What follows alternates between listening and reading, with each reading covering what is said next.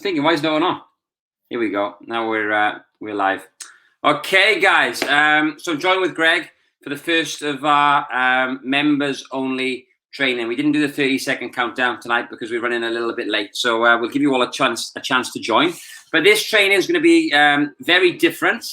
And as a coach, is what I love to see from other coaches. I like that that bird's eye view, that looking over the shoulder perspective of how coaches work. So what we're going to do tonight is we're live in the SOS members group. We're going to be doing a members only training, a bird's eye view, look over the shoulder at another member's nutrition. Okay, and this member is kicking ass. Okay, she's doing amazing. She's kindly offered for us to do an overview. She loves to learn. She's got a growth mindset, which is one of the reasons why she's doing well. And I know she's the type of person that if we pick holes in her nutrition, she's going to make sure she gets up tomorrow and starts putting those, small inadequacies right. And that's why she's lost 14 kilos since March, which is phenomenal, especially when we spent a lot of that time in lockdown, and she's been injured for parts of it as well. So thanks, Victoria, for allowing us to do this. It's massively appreciated. And I'm sure it's going to be popular. I did it this morning with Gareth Morgan. We had a good chat on here. We went through it, and we gave him a few things to work on as well, which was great. Okay, so we're going to just open up the screen now and take a look at Victoria's nutrition. Okay, so this is an app called Chronometer. It's basically like MyFitnessPal on speed. Is this something you've used at all yourself, Greg? I know you've done courses with it that recommend this app. With clients that are interested in that aspect of nutrition, yeah, I have used it. And it is like you said, it's when people start to get interested in a step slightly above of just macros, it's fucking amazing. It really is. Yeah. So this app is going to allow us to do everything that MyFitnessPal does and more. Okay, so we can look at the macronutrients, your protein, your fats, your carbs. Why I like it a bit more, it gives you a breakdown of the amino acids where you're getting your protein from. So you might be hitting your protein levels in terms of grams, but it doesn't necessarily mean you're getting the adequate amount of amino acids within that protein as well. So all you do, guys, is an app called Chronometer. It's a free app. It is a paid version as well. A bit like MyFitnessPal, gives you a few extra features, but all you do is you whack in the food you've eaten. Now the good thing about this app is all the food has been verified, so it's not like MyFitnessPal where you might have someone that's come in on a Saturday night drunk and put a Big Mac meal in themselves, made it up themselves, and 150 grams of fat, 2 grams of protein. There's some shocking recipes on MyFitnessPal. All right, everything on here is fully verified. So I think you'll all agree Victoria's diet is fantastic. It looks really, really good on paper. We've got apples, we've got dark sweet cherries, there's blueberries, there's Greek yogurt, 100 grams of Greek yogurt nearly for some protein. She's having some whey protein. She's got muesli, radish, carrots, sugar snap peas, florets, peppers, plum tomatoes, a beef lasagna. I think it was beef. It didn't say on the thing, Victoria. I'm presuming it was beef. Raw bananas, which is great. Cranberry, which is good as well. Pear, some dark chocolate, which you know is an antioxidant. Raspberries, more blueberries, some more Greek yogurt. Coupe Cavolo Nero. I'm presuming that's some sort of sauce. Frylight, sugar snap peas again. Organic carrots, cauliflower, mixed peppers, some rapeseed oil, 200 grams of chicken breast, some miso soup, almonds, and skim milk. So what's your perception, Greg, on looking at that overview of the diet? If you were trying to eat it now, would you be pretty happy? Oh yeah, that's the thing about it. If you got like a meal or if you got a food diary that looked like that, you'd be buzzing if you saw your client eating like that. Yeah. And what would your perception be? Just as a would you think that that's a healthy diet, even as a coach? Because I looked at that and I thought, this woman doesn't really need an awful lot of help. If she's getting well, she's good to go. Like I said, it's better than mine. Yeah, exactly. So any holes you picked today, Victoria, you are doing very well. Okay, so the calories are 2019, which is great. Now Victoria has put all her food in here, so a large proportion, or at least some of those calories, are going to be vegetables. How do you stand, Greg, with tracking vegetables? What do you think of it? It's a tricky one. I think if someone's looking for super specific weight loss, in terms of like when we've done photo shoots with clients and stuff like that before, I'll get them to track their calories. This is my fitness pal now, Yeah. but like if I have a new person who's new to tracking, I'll tell them that vegetables are free, because the vast majority of those people, they're so filling, and the rest of the things that actually comes with them, that I actually don't worry about it at the start. But like in terms of if you're looking for breakdown of micronutrition, then you're going to need to know what you're eating vegetables wise. Yeah, and Victoria's actually said it's lucky we asked her on a day that she doesn't drink. I think some days are worse than others, but she's probably picked you quite a good day, which is great. It's good. It's good to do that. So let's delve a little bit deeper now into the nutrition. So we can see now, these are things that I've highlighted. Chronometer allows you to have highlighted nutrients. So we can see that, Victoria's had 38.7 grams of fiber, which is amazing. That would be 101% of my fiber. Okay, this is my chronometer that I've used to input Victoria's details. So she's definitely hit her fiber. Women, we normally say, 25 grams? Okay. Yeah, 25 grams is good. Yeah, so Victoria's doing 38 grams. So I know Victoria wants to put on muscle now. That's her goal.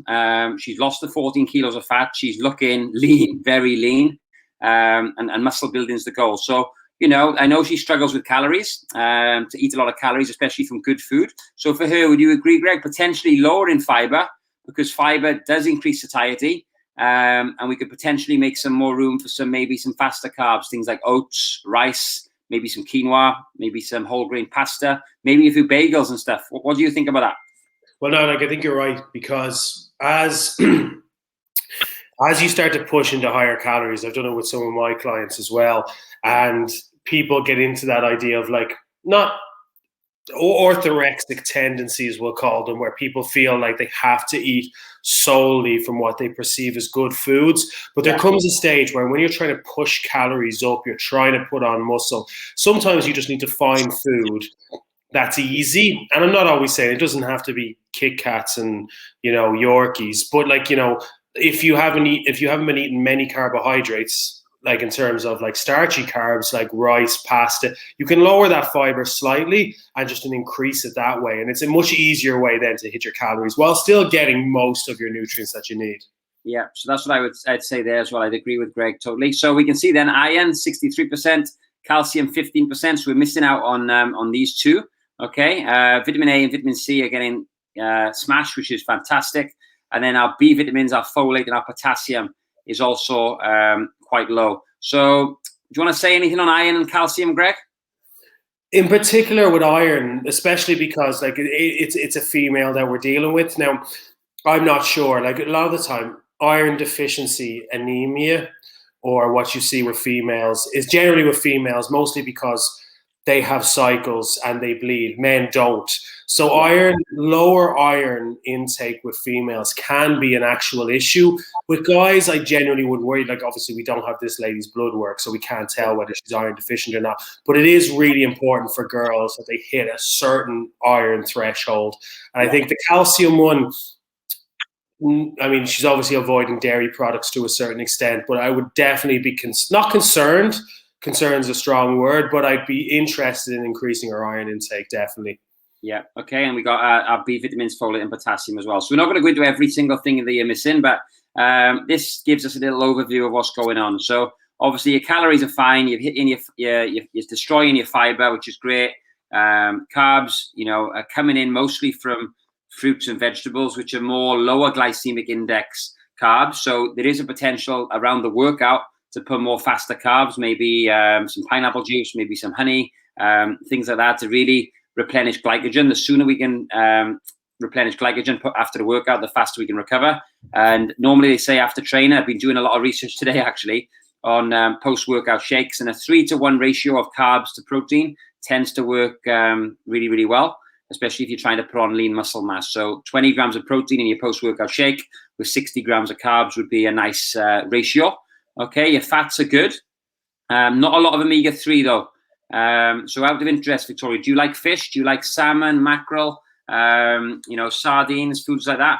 Because omega-3 is very important, Greg, isn't it? We went through it on the live on Monday, how it's anti-inflammatory. Yeah, like there's like it's one of those. I think like you said, we spoke about it in the live on Monday, and it's one of those supplements. When people ask me what should I take, and I'm normally quite reserved in terms of saying, take this, take that, take that. Yeah. But 90% of the time with people, you can say, look, chances are you need omega-3. And even if you're not so, like, people aren't so worried about the anti-inflammatory effects and all that kind of thing. But even in terms of, like, the research is demonstrating now that even recovery from training with higher omega-3 intakes, you recover way better. You can go again, you can go harder. And especially with someone who's trying to put on muscle, it does make a huge difference. Yeah, which is great. So that's definitely something we need to look at. Getting an omega-3 up. But there should be, I think, a 6-to-1 ratio between omega-3 and omega-6. And you can see you've got a 1-to-1 ratio here.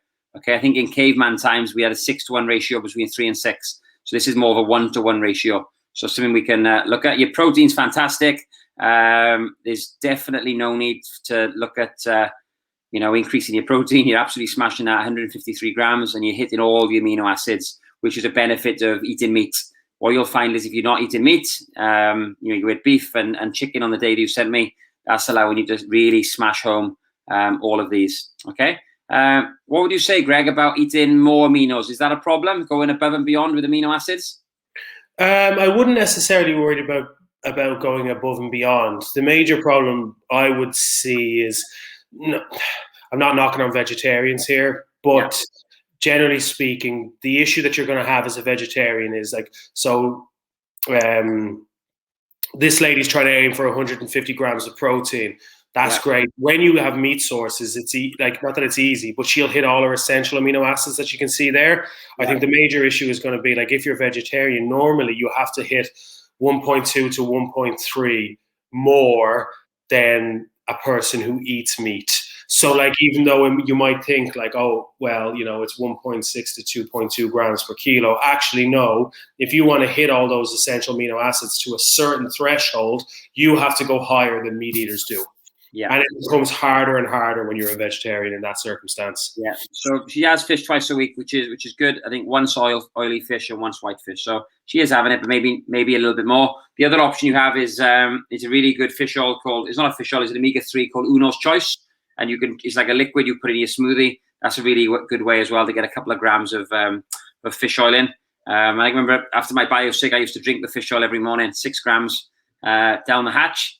So that's another way you can do it as well. Fish oils are great. But you're doing really well with your protein. Nothing really to worry about there. So minerals, we're only getting 26% of vitamin B1 and only 48% of vitamin B2. B3 is good. B5, we're missing out on 25%. And we're only getting 28% of B12.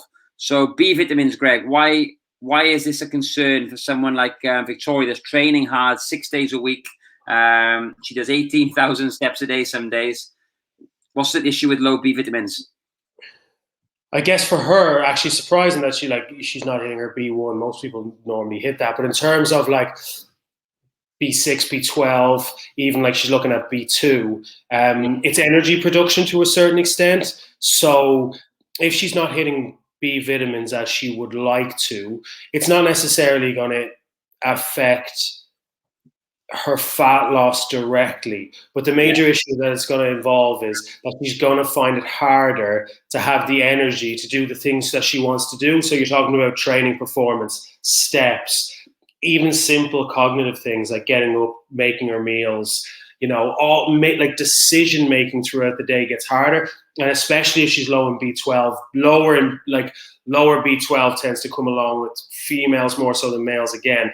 And it's because females tend to avoid red meat more so than males do. Yeah, exactly. So if you look at the foods that Victoria's eating, is white fish, white chicken, and the B vitamins are in our red meat. So, we can see she's got all of her 28% of her B12 from her chicken breast, okay, which is good.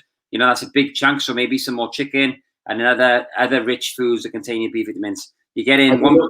I'd be looking, especially with girls, like especially because she's not quite hitting her iron level. She's not quite hitting her B12. She probably just needs to eat more red meat. And you'll find it surprising because people always look for like the white meat in terms of calories. A lot of steaks and things like that, even if you go on to like venison and those kind of things, it's not dangerously high calories by any stretch. Like you're looking at an extra 30, maybe 40 calories per 100 grams. So in the grand scheme of things, it doesn't make that much of a difference, especially if you're trying to aim for higher calories anyway. Exactly. And this is why I like this app. You can just put your finger over it or your mouse, and you can see here, you know, if you want more B1, it'll be more chicken. More B2 is basically more chicken. More B3 is more chicken. More B12 is basically more chicken. So, you know, eating more protein, trying to get more protein from actually animal sources. I know if you look at Victoria's diet, she gets quite a little bit of protein from the combination of all the fruits. So a banana will have 1 gram. You know, she relies on these little 1 grams sort of adding up through the day, but nothing's going to beat animal protein in terms of building lean muscle tissue. Okay, so folate, 38%. Again, this is from all your cruciferous vegetables. So cauliflower, give it 21% of the 38. So try and eat more cauliflower would be a simple thing. You know, but Victoria, if you're being honest with us now, is this a good day or a normal day? Because if this is a good day, these figures are going to be a lot less on a not so good day. And that's where we might need to give you a little bit of assistance. Vitamin A and C is brilliant. Vitamin D, very, very low, 1%. So talk to me about vitamin D, Greg, and where we get most of it from. So if vitamin D is a little bit more difficult, especially where we live. I presume most people listening here are Welsh or Irish. So we don't get much exposure to the sun, and the vast majority of the times when we do, so when we go away on holidays or when we actually have sunny weather in Wales or Ireland, we tend to use sunscreen. The vast majority of vitamin D or D3, the active form that we get eventually down the line, comes from exposure to sunlight, and it has to be at a certain intensity as well. So for the vast majority of the year, so you're talking from the best part of September coming through to April, we get very little of it. Very little, because it's not at the right intensity to actually cause the effect that we need in our body. So it's one of those supplements that is dirt cheap, and it's really easy to hit high amounts. And it's something that me, Sam, I know takes it, and the vast majority of people need some sort of D3 supplement just for energy levels, for immune system, and for loads of other things. Yeah, exactly. So that's the one worrying thing is your 1%. So either you need to take a vitamin D supplement, Victoria, or you need to book some holidays, darling. All right. Like even with some people, you can look at like sunbeds. Sunbeds do the same effects. Now, I'm not talking about going on it like, you know, every single day until you're crispy, but like 20 minutes twice a week on an infrared sunbed has the same effects. Now, like you said, everyone's worried about melanomas and skin cancers and things like that, and I get that. But without extreme exposure to you're not really you're not really worried about that kind of end game. Yeah, exactly. So that's interesting. She's had 1% of her D3. Okay, so let's just go back to diet. Yeah. So vitamin E at 28%. Vitamin E is obviously in your fruits and vegetables, but almonds, chicken breast again is giving you 3%, but the almonds are giving you 17% of that 28. So you know, I know you only had 10 grams of nuts, Victoria. So if you could up that to say 20 or 30 grams, if you went up to 30 grams, you'd almost be there. So there's been a few days you've been short on your calories. So potentially increasing your nut intake would give you a better chance to get that vitamin E. Okay, and then vitamin K is in your cauliflower. Cauliflower has been a popular one. It was very popular for Gareth Morgan earlier when we had broccoli in there. So broccoli and cauliflower, your cruciferous vegetables, they're going to be giving you loads of your vitamin K and other vitamins and minerals as well. Okay, so in terms of minerals, like this is what shocked me, and I was absolutely gobsmacked that a diet that nutritious only hit 1 of the 10 minerals.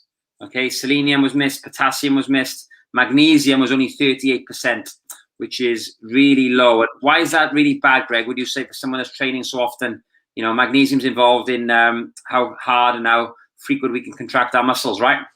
Well, magnesium's actually sort of I suppose the component that we use for energy is called ATP. Yeah. How that's stabilized for every single molecule is with magnesium. So the more you sweat, the more you train, everything that goes with that gives a more demand on your magnesium levels. And I would love to, like, I've seen some of the studies in terms of like, you know, huge population studies and magnesium levels. and they're Yeah. so shit now. Now in particular, because we can get into some of the stuff that me and you used to study back in the day, but even like the quality of our soil now leads to really, really bad magnesium levels in our food. It's, again, like when we talk about 3 supplements I normally advise to people, it's normally magnesium, Vit D, omega-3, without like a multivitamin. But like it is one of those things that's just really hard to cover with your diet, even with something that's good as what this diet looks like. Yeah. So Bevy's asking, what about infrared saunas in terms of the benefit of those with sunbeds? I know there's going to be no sunlight with a sauna, but it does support some forms of detoxification, right? But it's a different thing, yeah? Different pathway? Yeah, so it's a different thing, but it does help. It, like I said, it does help. So when we look at detoxification, it's either weeing, pooing, crying, breathing, or sweating. So they're the 5 things generally that will lead with to detoxification. And saunas can be really effective because it's normally the one thing that we miss as people. So like we'll all poo, we'll all wee, we'll all breathe. Some of us cry more than others, but generally like extreme sweating is one of the things we miss. So yeah, exactly. And then we've got the minerals. Then we can see obviously it's only the 1 of the 10 that Victoria's hitting. She's hitting her sodium, which is the easiest one to hit because that's obviously I think that would probably be in a lasagna because the miso soup is very high in salt and the lasagna. Processed food is very high in sodium. So I remember I ran a challenge a few years ago called the Sodium Potassium Challenge, and it was based on the sodium potassium pump. And all I wanted to do was get people to eat 4 times more potassium than sodium. And people soon realized they needed to eat more healthy food, more natural food, and less processed food. And what we found was one girl, you know, she just focused on this. She got a potassium, which you see Victoria's on 56%. She got that to be 3 times as high as the sodium. And you see Victoria's is 129. So she flipped that ratio, more potassium, less sodium. And the weight just dropped off her because obviously calories went down because she was so full from eating all the natural fruits and vegetables and a lot less processed food. So that's something to look at as well. I always like potassium to be higher than sodium. Do you know how the sodium potassium pump works, Greg? Are you aware of that?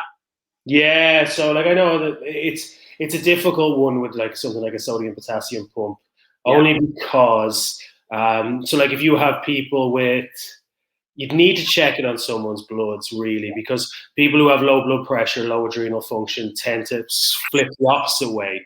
Yeah. So, but like generally speaking, for 90% of the population, it's going to be more sodium than potassium in terms of balance. So yeah, like Sam's right in that way. Just if you just something to focus on is always a little good thing to look at with people's diets. If people are sticking to their calories, but their sodium super high and their potassium's low, you know that there's a lot of potential to go in there as a coach and just improve food quality. So there we go. So that's an overview. So yeah, that's where you are, Victoria. A little bit of work to do. You know, your goal is to be hitting all of these as green. So let me just show you a super simple way that you can do it. We showed this with Gareth Morgan earlier, and he was like, holy shit, that's easy. So what you can do is obviously take a supplement, right? So, you know, the main ones we're going to do for people or recommend for people that are missing on vitamins and minerals is going to be our health stack. Okay. And our health stack is basically magnesium and zinc and the B vitamins, a multivitamin and a greens drink. So we can go in and we can add these things in. So let's see if I can find them. They're in custom. So there's your zinc and magnesium. We can add that in and we'll see what that does for your nutrition in a moment. We'll also add in the multi. We'll see what that does as well. And we can also add in the greens drink, okay? The super greens drink, which is just there. Okay, that's there as well. Now with the greens drink, I've had to put the ingredients in as separate because it is a food. Okay, so there's the ingredients of the, where's it by? So basically with the greens drink is real food.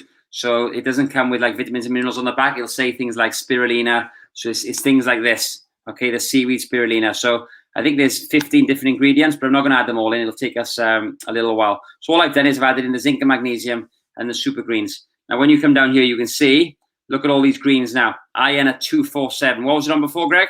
Was it on like 20? Yeah. Okay, so you've smashed your iron, you've smashed your vitamin A, you smashed your vitamin C. Your B12 is now at 528, whereas that was under before. You've hit now most of your minerals. Obviously, our supplement doesn't contain vitamin D. But that's where your sunlight comes in. So we've gone from missing loads of them to hitting the majority. And now with your minerals, We've got 1, 2, 3, 4, 5, 6 hit, and the other ones are really close. So just by adding in a few supplements, you then give yourself a chance to think, right, okay, where can I get more potassium? Okay, I'll add in another banana. Where can I get more phosphorus? Okay, I'll eat a bit more almonds. How can I make it my calcium? Okay, maybe I need to have more cauliflower, etc. But what a supplement does, it just gives you a big, massive boost. And it means then that you can plug these holes yourself with your nutrition, rather than thinking, oh my God, there's so many holes to plug. What shall I do? Where do I start, sort of thing. Would you agree with that, Greg? Yeah, and I think like a really good point with that is like people might see 525% or whatever it was of B12, or like they might look at those more extreme ends. But you have to remember, guys, like that's the 100% is your recommended daily allowance. Yeah. And with recommended daily allowance, that's basically avoidance of disease. It's not optimal as well. So like if you end up on 300 and 400% of certain vitamins, it's not going to have adverse effects. In fact, like if there are things you've been deficient in for a while, it actually might be really beneficial for you to go over and above what you were before. Yeah, and Victoria's asking, should you cut back on the pink Himalayan salt? I wouldn't, because you're training, Victoria, and Himalayan salt is, yes, it's high in sodium.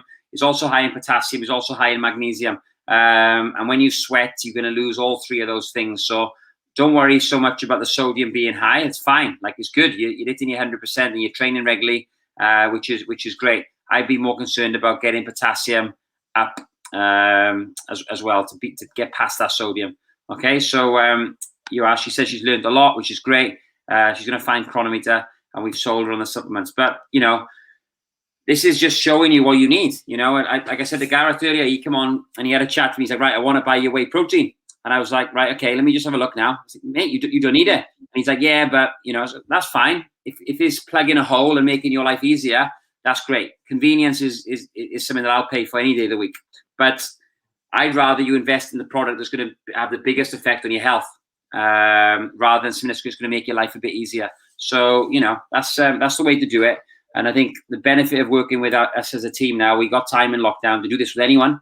So if anyone wants this done personally, let us know. We haven't got to do it on Facebook Live. We can do it privately on Zoom, and all the coaches can do it. I'll give them access to my Chronometer, because I put our supplements in there, and they can add them in, and they can see which one is best for you as well. But our breakfast shake has got a nice dose of L-carnitine and caffeine, and it's also got a multivitamin blend in there as well. And that's a super shake, which is good. So it's got some flax seeds in there too, a nice slow release of energy, 7.5 grams of fiber. So I'm excited by some of these subs, but we want to make sure that even if you don't buy our subs, I really couldn't care less. I want you to be on get the best at your SOS membership. And if these sort of lives help you, and if you're happy to purchase them off us, then great. We'd appreciate it. But we just want the best for you. Anything you want to add on that, Greg? No, spot on. Like, again, it's a really good way of putting it. It's plugging the holes. So it's looking for the issues that you have, rather than getting told on social media that you need X, when realistically, like, I love the way like some people put it across. Everyone takes curcumin, people take resveratrol, people take all these different supplements. When you find me somewhere in biochemistry that needs resveratrol, you can't. You won't find it because it doesn't exist. Realistically, you can use supplements like that, and that's great. But until you actually plug these holes, looking for more advanced methods is just pointless. Yeah, and we when it comes to the multivitamin, it was great. We went through a really good process, and we were looking at what we wanted in it. And I just said to the guy, I just want a 100% RDA multivitamin. I want to cover as much of the 100% as I can. He's like, well, why don't you want to have one that has 400% and 500%? I was like, I don't believe supplements should do that. I want our supplements to be very affordable.